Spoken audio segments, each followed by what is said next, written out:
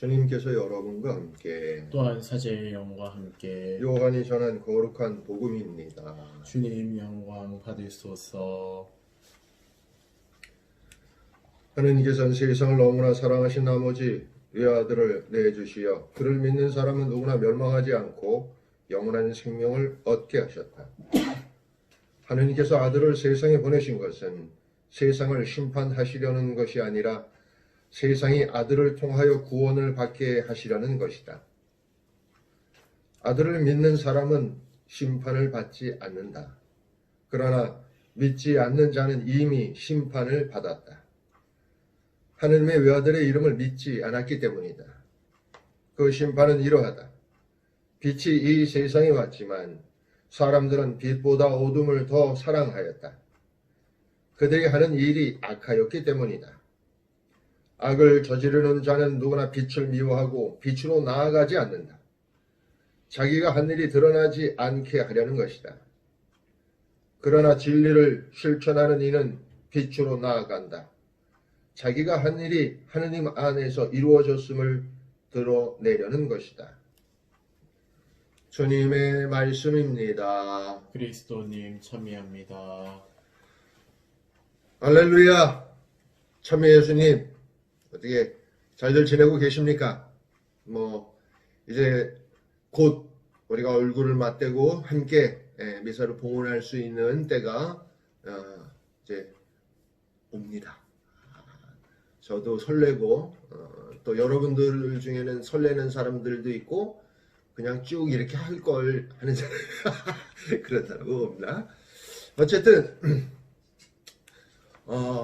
오늘 복음은 제가 사실은 굉장히 좋아하는 그리고 굉장히 이렇게 설렌다랄까 막 소름이 돋을 만큼 이렇게 좋은 그런 말씀입니다.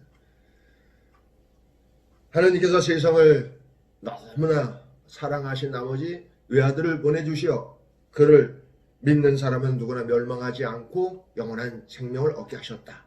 요 대목인데 이 중에서도 저는 특별히 하나님께서 너무나 사랑하신 이 대목에서부터 벌써 마음이 심쿵합니다. 제가 이제 강아지를 키운다고 자꾸 얘기를 해가지고 아시는 분들은 다 아시겠습니다만 제가 강아지를 키우면서 이렇게 여러 가지를 사실 묵상을 하게 됩니다. 어떤 분들은 강아지를 아주 그냥 천생적으로 이렇게 좋아하시지 않는 분들도 있긴 합니다만 저도 그다지 이렇게 좋아하는 편은 아니었습니다. 그런데 이제 우연한 기계에 이제 저희 집에 데려다 이렇게 같이 살게 됐는데 이게 이뻐도 너무 이쁜 거예요. 그런데 이놈들이 다 이쁜 짓만 하느냐? 그렇지는 않아요. 막 데려왔을 때는 똥오줌도 못 가리고 여기저기 오줌 싸고 똥 싸고 하는 것이 다반사고 물론 이제 저희 주방 언니가 이제 많이 치우지만 저도 이제 눈에 띄는 대로 이렇게 치웁니다. 그래도 이뻐요. 저 이제 이 애들을 키운 지 벌써 3년하고 4년이 다 돼가는데 한 번도 키우지 말 걸 그랬다 하는 생각이 들진 않습니다. 뭔 짓을 해도 이쁩니다. 때때로 이놈들이 너무나 엉뚱한 짓을 해서 먹지 말아야 할 걸. 제가 이제 시추종을 키우고 있는데 이놈들이 식탐이 아주 장난이 아니에요. 그래서 먹는 거 비슷하게 생기면 무조건 먹습니다.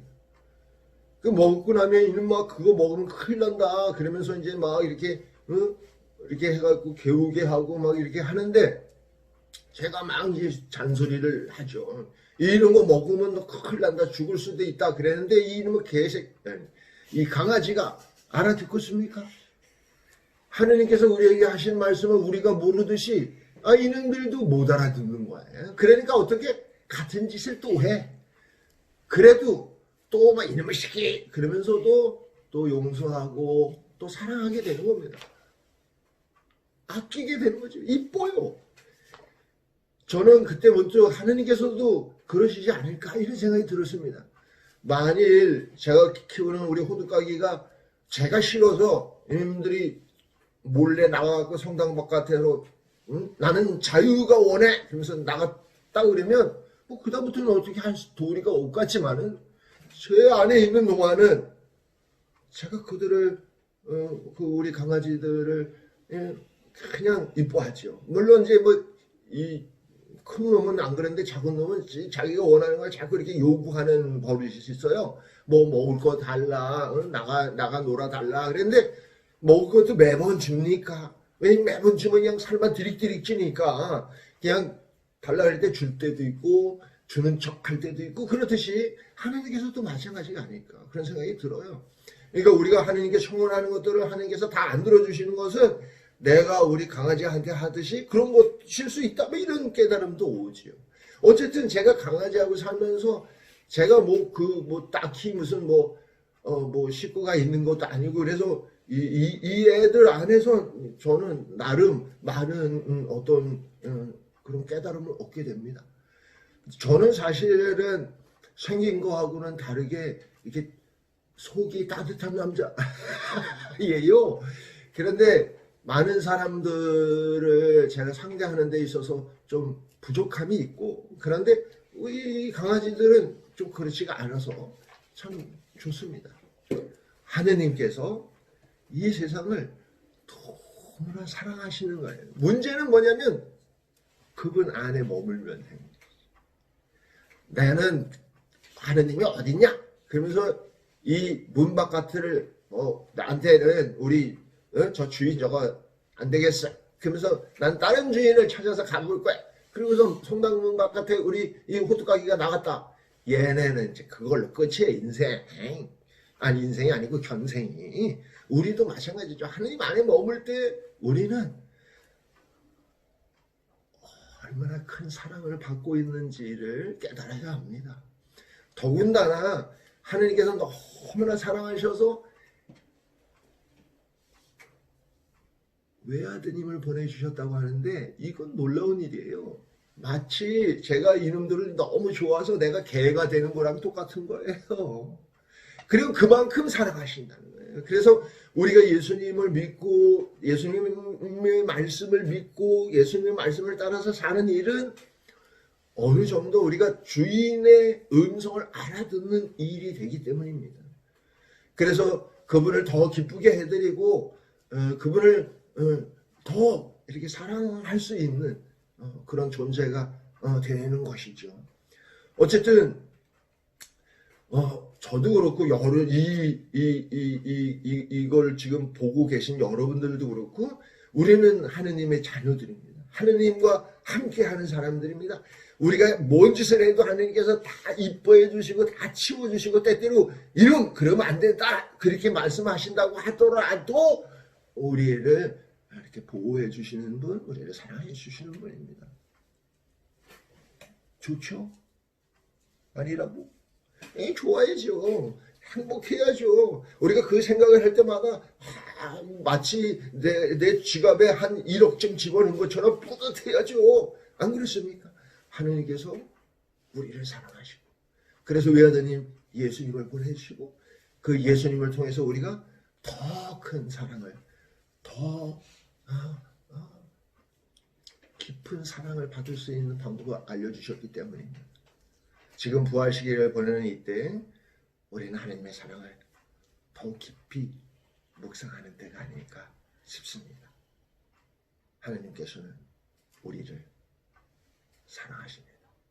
이어서 공지사항 말씀드리도록 하겠습니다. 네, 지금부터 공지사항을 말씀드리겠습니다. 교구에서 지침이 내려왔는데요.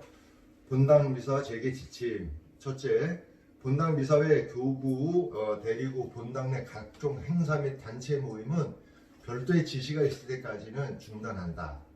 둘째, 일괄 고백과 일괄 사제 예식은 성령 강림 대축일까지 주일에 하나여 실시한다.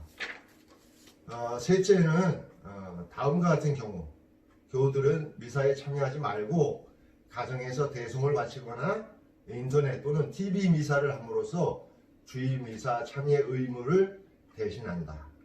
어떤 사람들이냐면요.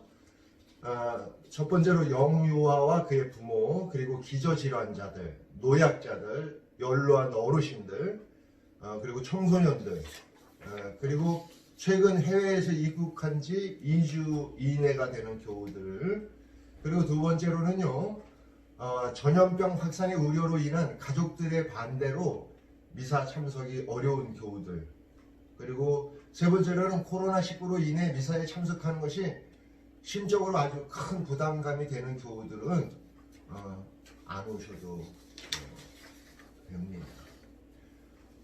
네 번째로는 코로나19 확산 저지에 우리가 동참하기 위해서 미사에는 사회적 거리 두기에 합당한 인원만 참석하고 미사가 재개되는 날부터 다음 사항들을 준수합니다. 첫 번째로는 봉사자들은 참여 교우들이 성당에 입장하기 전에 발열이나 기침, 인후염 등 호흡기 질환 여부, 그리고 최근 2주 내 해외 여행력이 있는지 이런 것들을 확인하고 그에 맞춰서 안내하고요. 이러한 증상이 있는 교우들은 참석하지 않도록 해야 합니다. 두 번째로는 성당 입구에 임명록을 비치하여서 각 미사에 참석하는 교우들이 명단을 작성하도록 합니다. 성, 본명, 주소, 휴대폰, 전화번호 같은 거, 임명록을 날짜와 미사 시간을 명시하여 구분하여 보관한다. 그리고 셋째로는 미사에 참여하는 이는 성당에 입장할 때에 마스크를 의무 착용하도록 한다. 미착용자는 입장할 수가 없다. 그리고 네 번째, 성당 입장 전에는 손 소독제로 반드시 손 소독하고 본당에 비치된 공동 비품 예컨대 손가책이나 그 밖의 것들은 사용하지 않는다. 다섯 번째로, 가족들은 괜찮지만 가족들 이외의 교우들과는 2m 정도 떨어져 자리를 하고 악수 등 신체적인 접촉을 피한다. 여섯 번째, 소독기와 소독제를 구비하여 미사 후에 성당을 소독한다.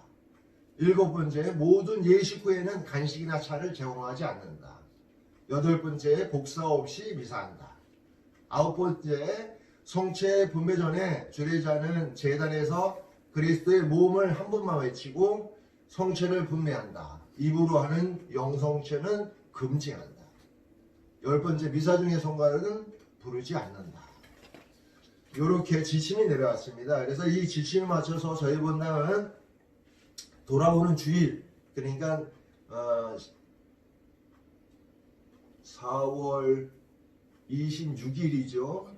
4월 26일 날 9시와 11시 미사만 봉헌하고 여러 가지 준비를 완료한 후에 5월